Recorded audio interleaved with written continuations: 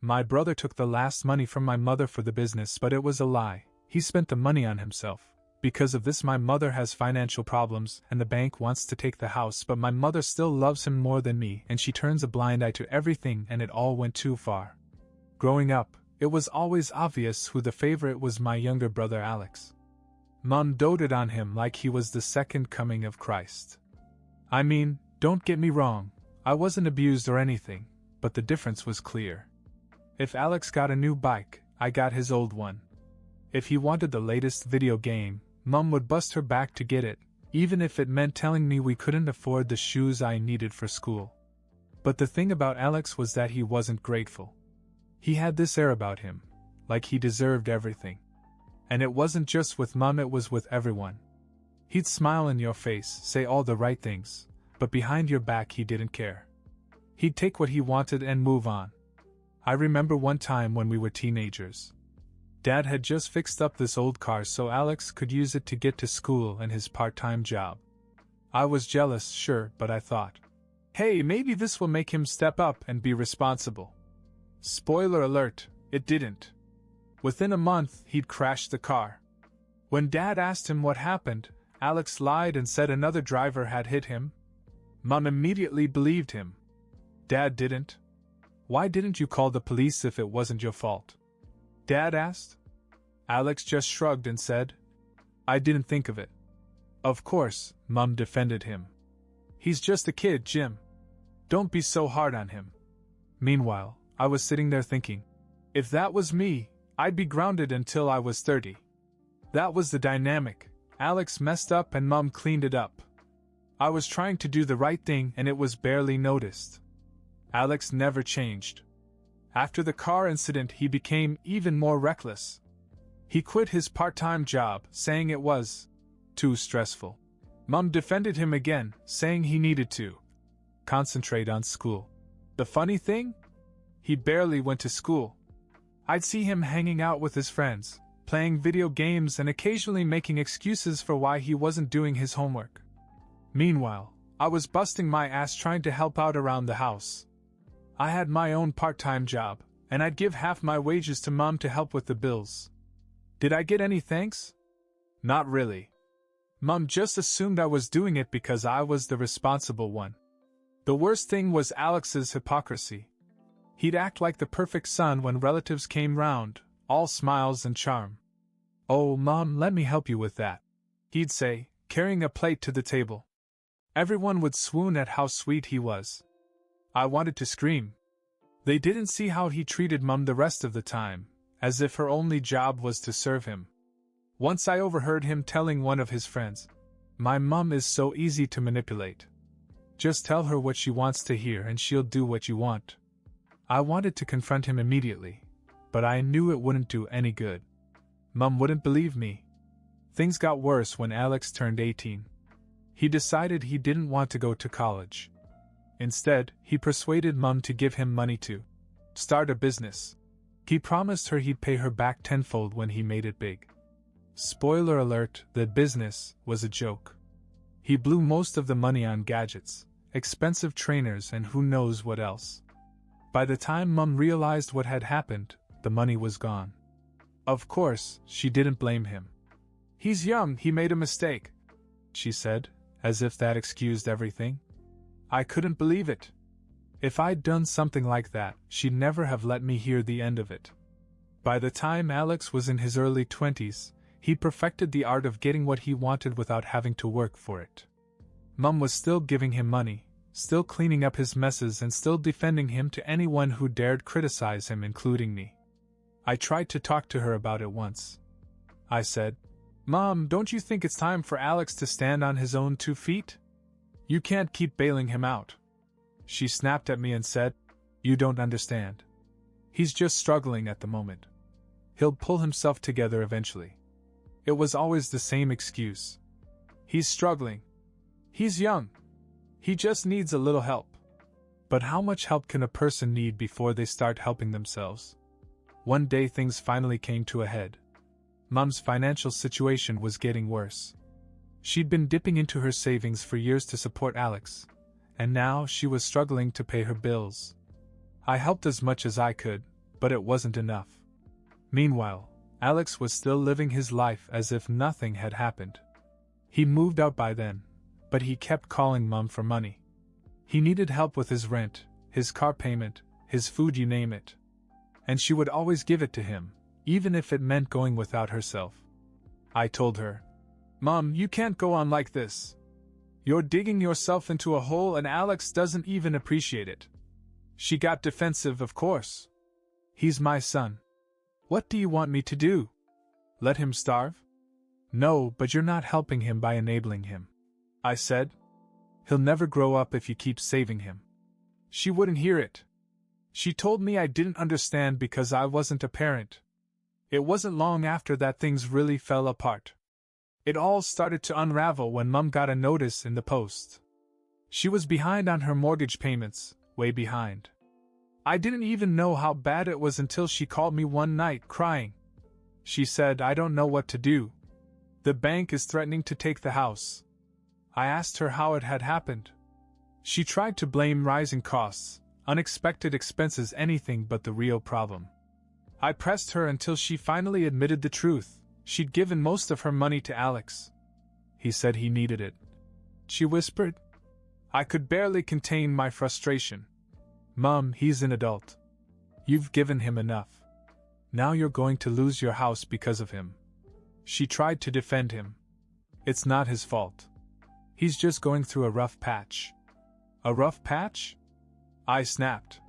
"He's been going through a rough patch all his life. When is it going to stop?" I told her I'd do what I could to help, but I wasn't rich. I could barely make ends meet myself. I asked her if she'd rung Alex to ask for help. She said she had, but he told her there was nothing he could do.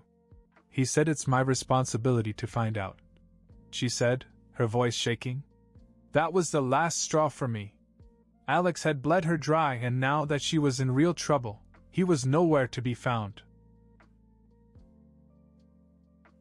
When I heard that Alex had refused to help, I couldn't hold back any longer. I called him. I didn't care if it turned into an argument. I needed to know how he could do this to our mother. When he picked up, he sounded annoyed, like I was bothering him. "What do you want?" "What do I want?" I said, barely keeping my cool. "I want to know how you can let Mom down like this. She's about to lose her house because of you." He sighed dramatically. "I don't know why that's suddenly my problem. She's the one who gave me the money. I didn't force her." "You didn't force her?" I snapped. "You manipulated her for years. You've taken everything from her, and now when she needs you, you just walk away?" Alex didn't even try to argue. "Look, I've got my own stuff to deal with. I can't save everyone." I couldn't believe what I was hearing. "Save everyone? She's the reason you got this far. You'd have nothing without her. And this is how you repay her?" He laughed bitterly. "You're such a saint, aren't you? Always doing the right thing. Well, if it means so much to you, why don't you help her? You're better at playing the hero anyway." That was it. I hung up before I said something I'd regret. When I told Mom what Alex had said, she defended him again. "He's just scared. He doesn't know how to deal with these things." I stared at her, speechless. How could she still apologize for him? But it didn't matter anymore. I knew Alex wasn't coming back, and it was up to me to figure out how to help her. After talking to Alex, I decided there was no point in wasting any more energy on him. It was clear he wasn't going to help. Mom, on the other hand, was in denial about how bad things had got. I sat her down and said, "Mom, you have to face this. The bank won't wait. We need a plan, and we need it now." She nodded, looking defeated. "I don't even know where to start," she said quietly. So I started for her. I went through her bills, her expenses, everything. It was worse than I thought. Her savings account was empty, and she was months behind on her mortgage. Her credit cards were maxed out, some of them, I later realized, with charges for things Alex had persuaded her to buy. The only option was to try and negotiate with the bank. I offered to go to the meeting with her, but she insisted on doing it herself. I think part of her was too embarrassed to let me see how far things had gone. While she was at the meeting, I got a text from Alex. At first I thought maybe he'd had a change of heart, but when I opened it just said, "Don't drag me into this mess. I've got my own problems." It felt like a slap in the face. I didn't even bother to reply. When Mom came back from the bank, she looked exhausted. They'd given her a temporary extension, but she had to make a substantial payment within the next month to avoid foreclosure. She didn't have the money, and neither did I. But I told her I'd help her get through it. "We'll get through this, Mom," I said. "But you have to promise me that you won't give Alex another cent." She hesitated. "He's still my son." "Yes, and I'm still your daughter," I shot back. "When are you going to start looking out for the people who actually care about you?" She didn't answer. It was as if everything happened at once. A week after the meeting with the bank, the phone calls became more frequent.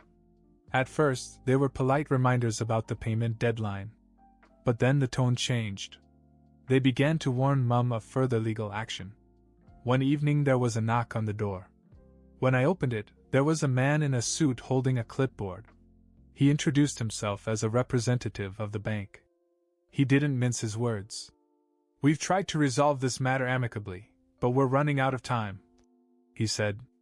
"If payment is not made in full by the end of the month, we'll have no choice but to proceed with foreclosure." I could feel Mum shrinking behind me as she listened.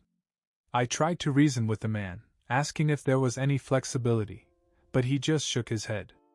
"We've already extended the deadline once. There's nothing more we can do." After he left, Mum sat at the kitchen table, her hands shaking. "I don't know how I let it get so bad," she whispered. Before I could answer, there was another knock at the door.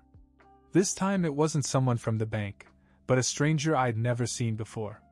He asked for Alex. "Sorry, he doesn't live here," I said. The guy frowned. "He owes me money. A lot of it. He said he'd meet me here." I shut the door quickly, not wanting Mum to hear. But the guy came back a few days later, and this time he wasn't alone. It was clear that Alex had borrowed from everyone under the sun, and now they were turning up at Mum's house looking for him. When I confronted Alex, he brushed it off like it was no big deal. "Don't let these guys scare you," he said. "They're all talk. They're coming to Mum's house." I snapped. "Do you even care what it does to her?" He didn't care. "Look, I'm not the one losing a house. That's on her." I couldn't believe his audacity. "She's in this mess because of you." He just laughed. "If she can't handle it, maybe she shouldn't have made all those bad decisions. Not my problem." I hung up, furious. Mum didn't know about the strangers coming over, and I wasn't sure how much more she could take. The pressure was becoming unbearable. The bank kept calling, their tone getting sharper with each conversation. Strangers kept turning up at the house, asking for Alex, sometimes banging on the door when I didn't answer. It was as if a dark cloud had settled over everything. One evening I found Mum sitting in the dark kitchen, her head in her hands. She barely looked up as I walked in. "I don't know what to do anymore," she whispered.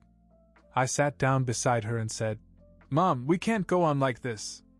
You have to tell the bank everything about Alex, the money, everything. Maybe they'll work with you." She shook her head. "They won't care. They'll just see it as an excuse. It's my fault for trusting him." Before I could answer, there was another knock at the door. I froze. Mum looked terrified. "Please don't let it be one of those people again," she said. I opened the door just enough to see who it was. It was the same man as before, the one who said Alex owed him money. But this time he wasn't alone. There were two other guys with him, and they didn't look friendly. "Look," I said, trying to keep calm. "Alex doesn't live here. I don't know where he is." "You're wasting your time." The man grinned.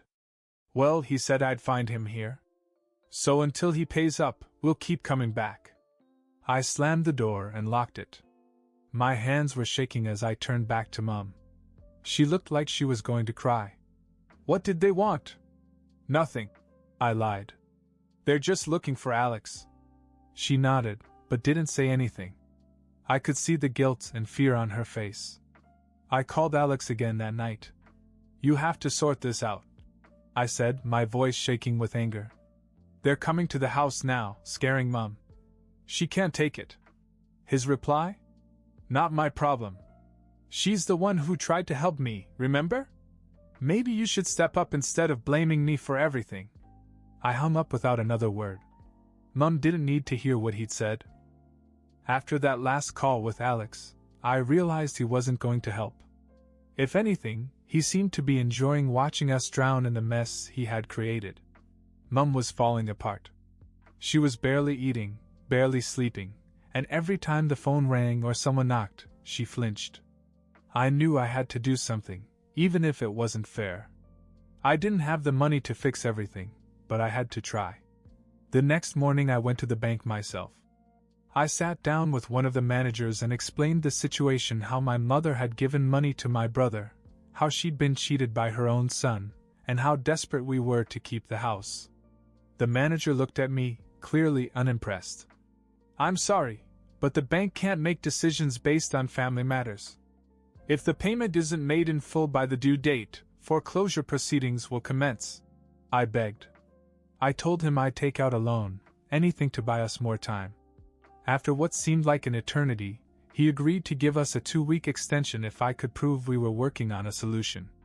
I left the meeting feeling like I'd barely moved the needle, but at least it was something. When I got home, I told Mom what had happened. She tried to thank me, but I could tell she was too overwhelmed to feel any relief. That night I heard her on the phone. At first I thought she was calling a friend or maybe even a relative to ask for help. But then I heard his voice. Alex, she said quietly. Please, I need you. I'm going to lose everything. I stood outside the door and listened as he made excuse after excuse. Mom might help if I could, but things are tight for me right now. Tight? She said, her voice shaking. You've been driving around in that new car. You've been going on trips. You could help if you wanted to. He sighed as if bored. Mom, it's not my job to solve your problems. I didn't ask you to give me this money. I couldn't take it anymore. I pushed the door open and grabbed the phone. You selfish piece of... I started, but he hung up before I could finish. Mom just sat there, tears streaming down her face. After that phone call with Alex, something inside me broke. I couldn't understand how anyone could be so heartless, especially to their own mother. She gave him everything and he couldn't even have the decency to try and help her. Mom didn't say much after I picked up the phone. She just sat there staring at her hands, looking so small and defeated. I wanted to shout at her, to ask her why she was always defending him, but I knew it wouldn't help. She'd always see Alex as her baby, no matter what he did. The next day things got worse. The bank sent another letter, this time with an official notice of repossession. They were done waiting. Mom had 2 weeks to come up with the money, or they'd start the process of taking the house. I scrambled to figure out what to do. I started looking at second jobs, loans, anything that would buy us time. Mom, meanwhile, was barely out of her room. Then, out of nowhere, Alex appeared. He walked into the house as if he hadn't left her just days before, wearing designer trainers and carrying an expensive-looking bag. He acted as if everything was fine, as if we weren't drowning in the mess he'd made. Hey, Mom, he said, flashing her his trademark grin. I thought about what you said and I'm here to help. I couldn't believe my ears. You're here to help? I said, standing in the doorway. Now you care? He shot me a look. Not everything is about you, you know. Mom, of course, lit up like a Christmas tree. She hugged him, tears streaming down her face. Oh, Alex, I knew you'd come. I stood there watching the scene, my stomach churning. Something didn't feel right. So Alex shows up and acts like the big hero. He's all smiles and tells Mom he's here to help. I couldn't believe it. How exactly are you going to help? I asked him. He just shrugged and said something about pulling strings and talking to people. Typical Alex, vague and full of nonsense. Mom, of course, ate it up. She hugged him and said, I knew you'd come through, Alex. I couldn't hold it in any longer. Come through? Are you kidding me? He's the reason we're in this mess. Mom gave me her usual "don't be so hard on him" speech, so I let it go. For her sake.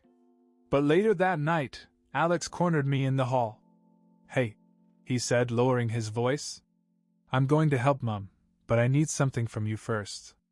I stared at him. "What do you mean something? What now?"